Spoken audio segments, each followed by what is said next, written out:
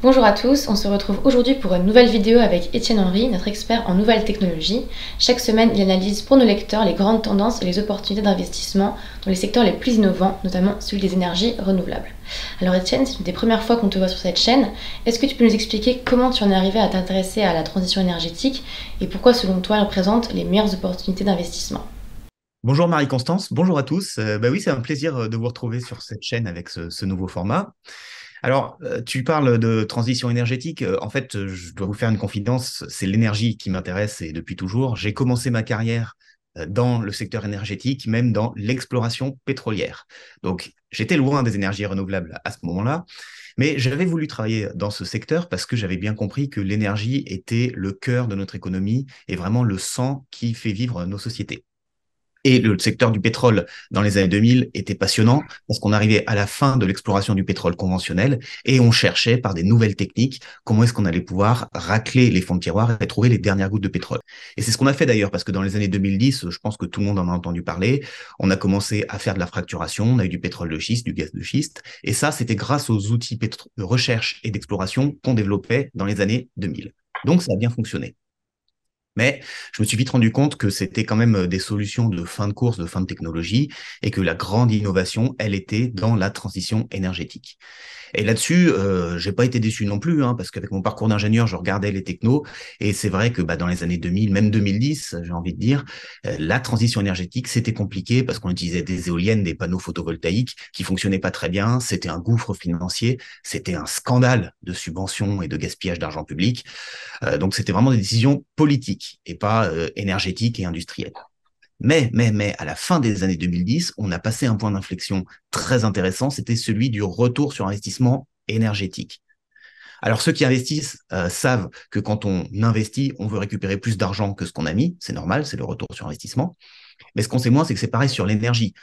Quand on produit de l'énergie, on a toujours besoin d'énergie pour produire de l'énergie. C'est-à-dire que forer un puits de pétrole, construire une centrale nucléaire, ça demande de l'énergie. Alors avec les énergies fossiles classiques, on a un retour d'investissement de x10, de x50. Et avec les énergies renouvelables, on avait un retour sur investissement inférieur à 1. Donc c'était un peu idiot et c'est pour ça qu'on n'avait pas des panneaux solaires partout et des éoliennes partout. Mais maintenant qu'on attaque la décennie 2020, eh ben, on le fait avec des technologies plus matures, plus récentes, qui ont un retour sur investissement énergétique très positif, même très intéressant pour le photovoltaïque. Donc c'est pour ça que j'ai décidé de rebasculer mon énergie, non plus sur l'innovation juste électronique et logicielle, ce qui m'avait beaucoup occupé dans les années 2010, mais plus sur la transition énergétique. Et c'est vrai que là, en ce moment, on a des nouvelles tous les 6 mois, tous les ans, des belles nouvelles industrielles, et des fois même, comme on l'a eu là il y a quelques jours, des bonnes nouvelles de physique théorique. Oui, alors justement, récemment, il y a une grande percée scientifique dans le domaine de l'énergie, justement, et plus précisément dans la supraconduction. Donc, est-ce que tu peux nous expliquer en quoi consiste la supraconduction et quelles sont les implications de cette découverte? Oui, alors la supraconduction, ça peut faire un peu peur, hein. C'est vrai que c'est un mot très technique. Je vais juste parler d'un petit problème qu'on a sur notre réseau électrique aujourd'hui, c'est la perte d'énergie. Quand on produit de l'énergie dans la centrale nucléaire et qu'on la consomme, que ce soit chez les particuliers, chez les entreprises, il faut la transporter.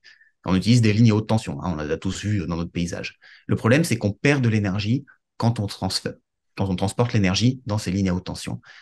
Et ça, c'est un principe physique, c'est la loi d'Ohm hein, qui dit ça, c'est que quand on fait passer du courant électrique dans un conducteur, eh ben, on en perd une partie sous forme de chauffage. On ne peut rien faire contre ça. Et la loi d'Ohm, elle nous dit deux choses. C'est que déjà, on perd une fraction de l'énergie qui dépend du conducteur électrique, donc de la ligne à haute tension. C'est pour ça, là, on parlera de supraconductivité dans quelques minutes, mais on perd aussi en fonction de l'intensité. C'est-à-dire que la charge du réseau, elle cause les pertes. Et c'est pire que ça. C'est que c'est en fonction du carré de l'intensité. Alors, je traduis pour ceux qui ne sont pas mathématiciens dans la salle. Un réseau électrique qui perd une certaine quantité d'énergie, si on le charge 2 fois plus, eh ben, il va perdre 4 fois plus d'énergie. Si on le charge 3 fois plus, il va perdre quasiment 10 fois plus d'énergie. Donc on voit qu'on a un problème. On a un problème d'autant qu'aujourd'hui, on n'est qu'au début de l'électrification de notre société, hein, on le sait. On le voit par exemple pour les voitures électriques. Aujourd'hui, il y a un petit peu plus d'1 million de voitures électriques qui circulent en France. C'est très bien, mais il y a 40 millions de voitures thermiques. Donc on n'est même pas à quelques pourcents du parc de voitures qui est passé à l'électrique. Alors on dit, oui, ce serait bien qu'on ait tous une Tesla, comme ça on pourrait rouler sans faire de CO2. N'empêche que votre Tesla, quand la batterie est à vide, si vous la chargez, c'est autant d'électricité que ce que votre foyer consomme en une semaine. juste pour faire le plein de la voiture, qui vient bien sûr s'ajouter à tous les autres usages de l'électricité, hein. Donc le réseau français, il est déjà très chargé. On a des interconnexions avec l'étranger, mais elles sont quasiment à la limite. Et en plus de ça, on sait qu'on va devoir le charger 2, 3, 5 fois plus dans les prochaines années. Donc il y a un problème. On ne sait pas comment faire transiter toute cette électricité, d'autant que les choses étaient simples jusqu'ici, parce qu'on avait nos réacteurs nucléaires, hein, une cinquantaine, c'était à des endroits bien posés sur le territoire, mais aujourd'hui on a des sources renouvelables, et il y en a de plus en plus, et elles sont partout. Donc il y a ce casse-tête de la transmission d'énergie entre là où elle est créée et là où elle est consommée, et des pertes énergétiques qui représentent déjà aujourd'hui quasiment 3% de la production. Et ça, c'est vraiment gâché, hein. On chauffe l'air. La supraconductivité, c'est une propriété de la matière différente, alors, qui n'existe pas dans les conditions réelles, mais qui fait que la perte thermique, elle disparaît. Elle n'est pas réduite de 10%, elle n'est pas réduite de 20%, elle disparaît complètement. Donc ça voudrait dire que les gestionnaires de réseau, s'ils arrivaient à maîtriser cette technologie, eh ben, ils pourraient avoir des réseaux électriques qui ne perdent plus d'électricité pendant le transport. Et ça change tout. Parce que ça veut dire qu'on peut avoir des grandes autoroutes de l'énergie qui vont du nord au sud de l'Europe. On pourrait avoir des panneaux solaires qui fonctionnent en Espagne quand le soleil brille, ou des champs d'éoliennes au Danemark quand le vent souffle. Et puis peut-être des unités hydroélectriques dans les Alpes, là où il y a des barrages. Enfin, tout est possible si on se dit qu'on peut transporter l'énergie sans perte dans toute l'Europe. Et c'est ça la promesse de la supraconductivité. Alors, j'entends dire qu'il y avait quand même une controverse autour de cette découverte, qui d'ailleurs a été accueillie avec un peu de tiédeur par les scientifiques dans le monde entier. Est-ce que tu peux nous expliquer pourquoi il y a eu un petit peu de méfiance envers l'équipe qui a découvert cette possibilité? Ouais. En fait, la supraconductivité, alors je disais tout à l'heure qu'on ne sait pas la faire, c'est pas tout à fait vrai. C'est qu'on ne sait pas la faire dans des conditions normales. C'est-à-dire que dans des IRM, par exemple, on fait de la supraconductivité, mais c'est des équipements médicaux très lourds qui nécessitent d'être refroidis à moins 200 degrés. On sait le faire aussi en laboratoire. Sur une paillasse, ça fonctionne très bien pour un petit conducteur électrique qui fait 10 cm de long. Ce qu'on ne sait pas bien faire, c'est les conditions normales qui permettraient de le faire donc sur des centaines ou des milliers de kilomètres. Et c'est ça qu'il faut qu'on arrive à faire si on veut avoir cette autoroute de l'électricité dont je parlais tout à l'heure. La controverse, c'est que en fait, ces scientifiques, ils ont donné leurs résultats sans vraiment donner leurs recettes. Donc, on n'est plus sur un effet d'annonce. Alors, ils disent qu'ils vont créer une start-up pour valoriser ce matériau supraconducteur et gagner de l'argent avec leur découverte, ce qui est tout à fait légitime, hein. Mais comme ils donnent pas vraiment leur recette complète, eh ben, on sort un petit peu de la démarche scientifique, si vous voulez, où on donne une recette et puis à charge de la communauté scientifique de reproduire les résultats pour prouver que c'est vrai. Et on est dans le domaine du secret industriel. Donc, il faut les croire sur parole quand ils disent qu'ils arrivent à faire de la supraconductivité dans des conditions faciles. Et ils ont tapé très fort, hein, dans leurs annonces, vu qu'ils disent qu'eux, ils arrivent à faire de la supraconductivité à 20 degrés. Donc, ça voudrait dire qu'en gros, il n'y a plus de contraintes de température. Ça n'a jamais été fait à grande échelle. Alors bon, eux, ils disent qu'il faut quand même une grande pression. C'est vrai que 10 000 bars, c'est beaucoup, mais les industriels, ils sauraient le faire. Donc, il y a un petit peu cette promesse, il y a un petit côté matériau miracle. Et comme ils gardent le secret, on n'est pas sûr qu'ils aient vraiment les performances qu'ils annoncent. En plus de ça, l'équipe, même si le papier a été publié dans Nature, qui est un journal très connu, hein, c'est la référence en termes de publication scientifique, l'équipe a déjà fait des publications par le passé qu'ils avaient dû rétracter. Ils avaient dit aussi qu'ils avaient découvert ce qu'on appelle l'hydrogène métallique. Bon, ça a été très contesté aussi. Donc, ils sont habitués aux effets d'annonce. Ça leur fait pas peur de dire des choses, de s'avancer un petit peu. Donc, là-dessus, il faudra être méfiant. Tant que leur startup n'existe pas, ne vend pas le produit et qu'on n'a pas tout simplement des tiers de confiance, hein, qui disent que ça fonctionne comme ils le disent, il faut prendre l'annonce avec un petit peu de prudence. Mais il ne faut pas oublier que déjà Nature, ça reste un journal sérieux, donc on peut considérer qu'ils ont fait un petit peu leur travail de surveillance. Et surtout, si c'est vrai, ça va tout changer au niveau de la transition énergétique et même de notre indépendance énergétique pour les Français. Justement, donc, qu'est-ce que ça va changer et qui va en profiter finalement? Quels sont les acteurs qui vont vraiment en profiter? Alors, ça va être global. En fait, ça va être un changement de paradigme dans le sens où on va sortir des difficultés de transport de l'énergie et tout ce qu'on a vu jusqu'ici avec le gaz russe, typiquement. Et puis après, l'arrivée du gaz liquéfié qui arrivait en Espagne et au Portugal, mais pas en France parce qu'on n'avait pas des tuyaux suffisamment gros, qui arrivait au nord de l'Europe, mais qui arrivait pas forcément jusqu'à la France parce que l'Allemagne le gardait, etc. Tout ça, c'est des problématiques de transport d'électricité. Et au-delà de l'aspect financier, on peut en parler dans quelques instants si ça vous intéresse, mais il y a vraiment un aspect social d'organisation, c'est qu'on pourrait construire la transition énergétique, les nouvelles capacités de production partout et surtout là où c'est intéressant.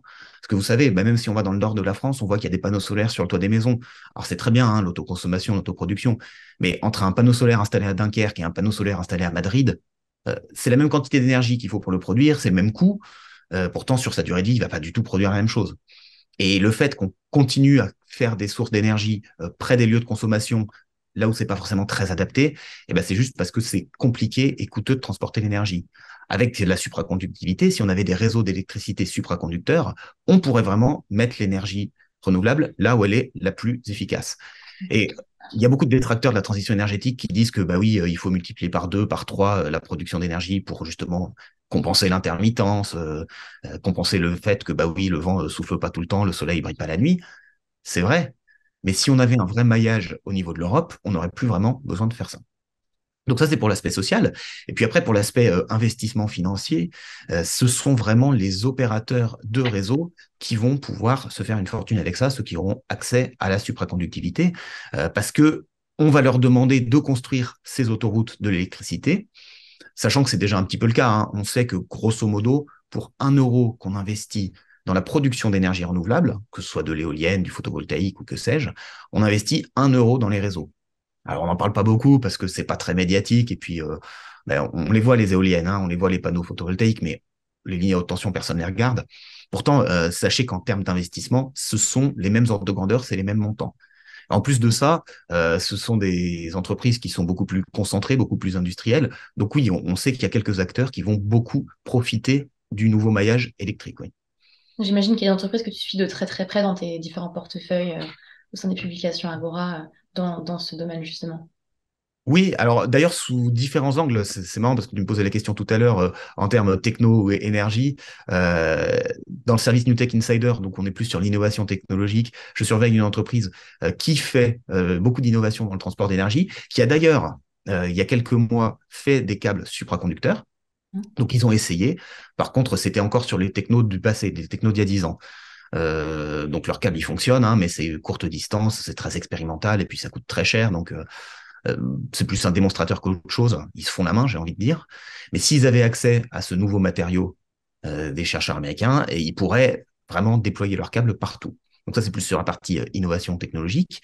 Et sur la partie énergétique, j'ai aussi une entreprise que je suis depuis quelques années, qui est d'ailleurs au portefeuille. Hein, donc on a déjà commencé à gagner pas mal d'argent dessus, parce que c'est un gros équipementier du transport d'énergie. C'est un leader. Et lui, on voit qu'avec la transition énergétique, son business model qui était un petit peu ronronnant, j'ai envie de dire, dans les années 2000, parce que bah, tout était déjà là, puis on faisait rien de spécial hein, sur la production d'électricité. Et bah là, depuis 2020, vraiment, il explose à la hausse parce que bah, on le sollicite pour câbler les champs de panneaux photovoltaïques, parce qu'on le sollicite pour câbler les champs d'éoliennes.